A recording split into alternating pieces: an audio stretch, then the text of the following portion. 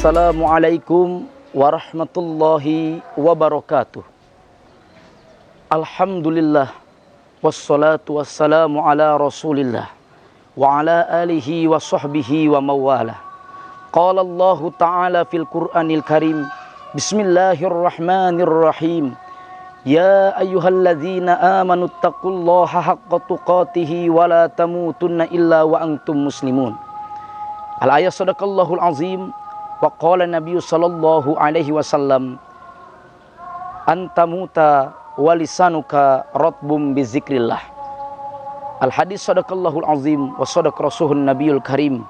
Wa nahnu ala dzalika minasyahidin wa syakirin walhamdulillahi rabbil alamin. Hadratil mukarramin wal muhtaramin, para pemirsa Sigar TV yang dimuliakan Allah Subhanahu wa taala. Bersyukur kepada Allah karena hari ini Allah masih berikan kepada kita kenikmatan atas segala kebaikannya. Allah masih panjangkan umur kita.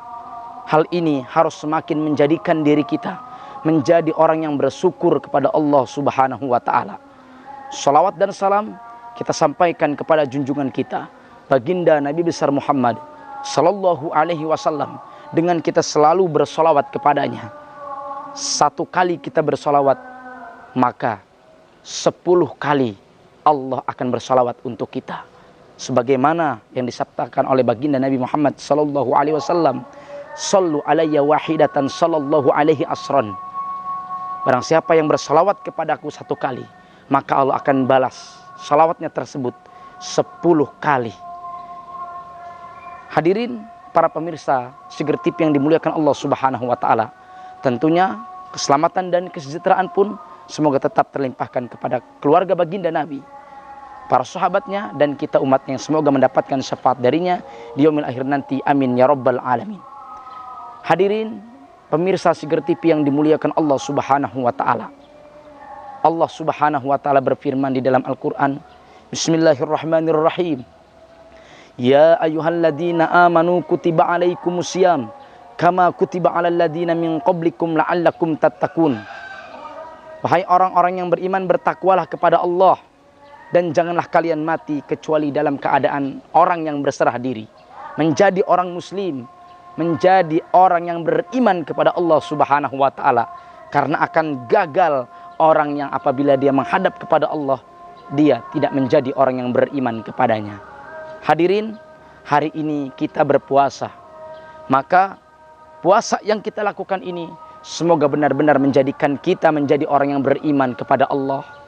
Setiap tahun kita berpuasa, hari demi hari, bulan demi bulan. Kini kita kembali bertemu dengan Ramadan. Ini harus menjadikan diri kita menjadi orang yang semakin beriman kepada Allah. Jangan sampai kita tidak beriman kepada Allah, sedangkan di saat kita tidak beriman, Allah nanti akan mencabut nyawa kita. Karena setiap kita tidak pernah tahu kapan kematian itu akan datang.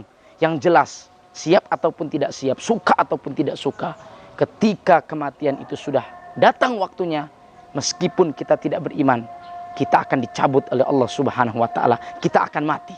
Namun beruntung bagi orang yang beriman kepada Allah. Hadirin, setiap tahun berganti, harus menjadikan diri kita menjadi orang yang semakin sadar akan hakikat hidup ini.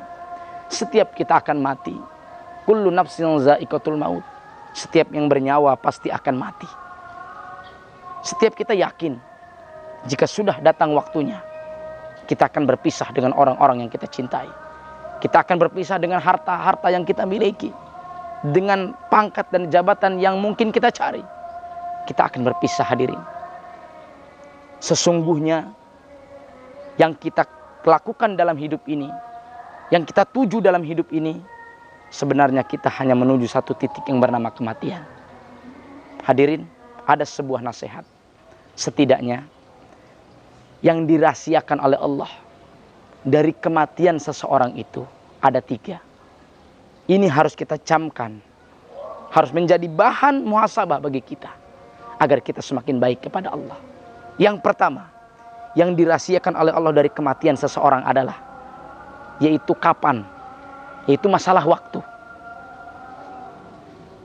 Apakah besok merupakan tahun terakhir untuk kita, ataukah ini tahun terakhir, Ataukah bulan terakhir?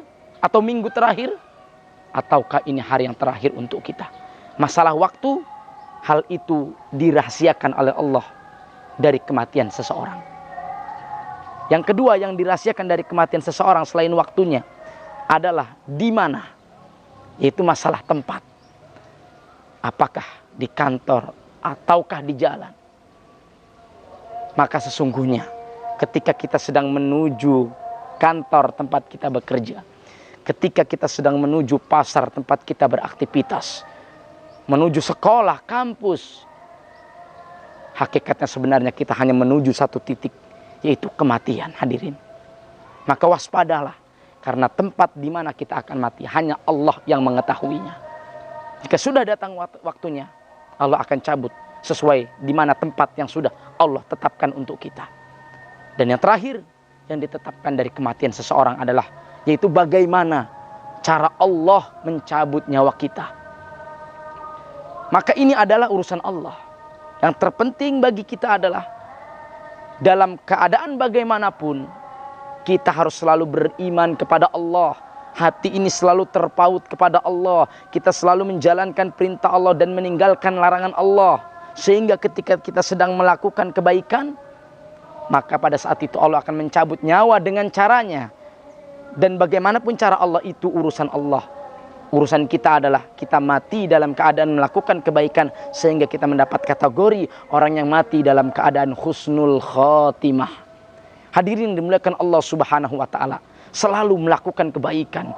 Dan Ramadan ini adalah momentum bagi kita untuk memulai amalan-amalan yang baik.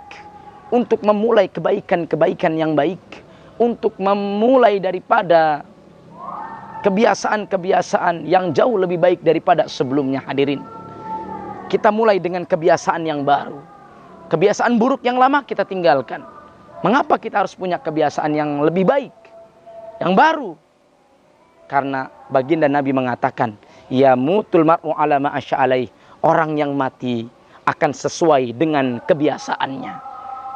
Jika kita melakukan dengan kebaikan, sibuk dengan perbuatan yang soleh, maka nanti insya Allah Allah akan matikan kita dengan keadaan yang soleh ataupun yang baik. Semoga Ramadan ini semakin bisa menuansakan hati kita untuk selalu beriman dan bertakwa kepada Allah. Dan jika sudah datang waktunya Allah cabut nyawa kita, kita tetap berada dalam keadaan orang yang beriman dan bertakwa dan selalu melakukan kebaikan kepada Allah subhanahu wa ta'ala. Semoga nasihat yang singkat ini semakin menjadikan diri kita untuk selalu beriman kepada Allah dan sadar akan hakikat daripada kehidupan kita. Terima kasih atas segala perhatian. Mohon maaf atas segala kekurangan.